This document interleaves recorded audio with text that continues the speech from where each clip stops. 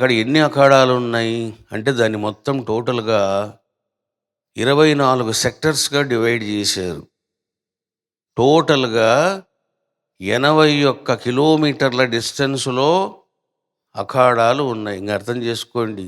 అంటే నది ఎట్లా ఎట్లా వెళ్ళిందో అట్లా అట్లా వాళ్ళు నిర్మాణాలు చేశారు. మరి వితౌట్ నాలెడ్జ్ నువ్వు వెళ్తే చాలా ఇబ్బంది పడతావు. ఎక్కడికి వెళ్తావు? ఏ సెక్టార్‌కి వెళ్తావు? వాడు అడుగుతాడు, "కहाँ जाना" అంటాడు. కుంభమేళా అంటావు నువ్వు. నువ్వు వెళ్ళలేవు.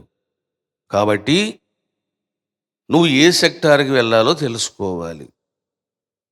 మీకు నాగసాధువులు, రకరకాల గురువులు, యోగులు ఉండేటువంటి ప్లేస్ ఎక్కడ అంటే 1920 సెక్టార్స్. కాబట్టి మీరు ఒకవేళ వెళ్ళదలుచుకున్న వాళ్ళు సెక్టార్ 20 అని చెప్పండి. సెక్టార్ 20లోనే వీళ్ళుంటారు. 1918, 1920లోనే ఉంటారు వీళ్ళు.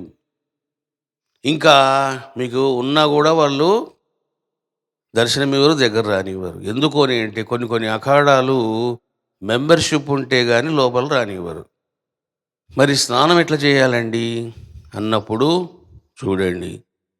ఈ స్నానం గూడా చాలా వాళ్ళు ప్లానింగ్ జేశారు. కానీ ఆ ప్లానింగు సామాన్య మానవులకు చాలా కష్టతరంగా ఉంది. ఏమిటిదది? మీకు నది మధ్యలోనే వంతెనలాగా కట్టారు టెంపరరీగా. అందులో మీకు 1, 2, 3, 4, 5 అని ఒక 5 జోన్స్ ఉంటాయి.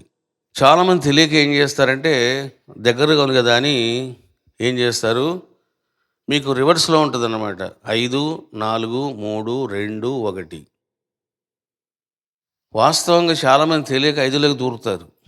దగ్గరుంది కదా అని. మీకు నిజంగా త్రివేణి సంగమములో స్నానం చేయాలి అనుకున్న వాళ్ళు నంబర్ 1లోకి వెళ్ళాలి. అది. నంబర్ 1కి వెళ్ళి అక్కడి నుంచి కొంత దూరం మీరు నడిస్తే అక్కడ మీరు కరెక్ట్‌గా ఎక్కడైతే సంగమం ఉందో అక్కడ మీరు స్నానం చేసిన వాళ్ళు అవుతారు. ఇంకా దానికంటే కూడా సులభమైన మార్గం ఏమిటిది అంటే అక్కడి నుంచి మళ్ళీ ఒక హాఫ్ కేఎం లేదా ఒక అర కిలోమీటర్ నడిస్తే మీకు అక్కడ ఈ బోట్స్ ఉంటాయి.